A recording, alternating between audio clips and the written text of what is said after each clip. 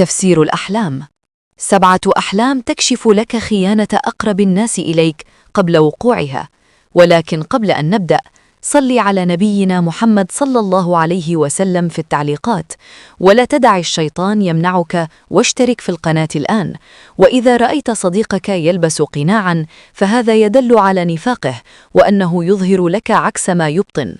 الحلم الثاني: طعنة السكين في الظهر هي غدر صريح من شخص تثق به جدا. الحلم الثالث: سرقة حذائك من المسجد تدل على خيانة زوجية أو طرف ثالث يحاول دخول حياتك. الحلم الرابع: رؤية الأفعى تمشي على كتفك تعني أن عدوك تحت جناحك وأنت لا تدري.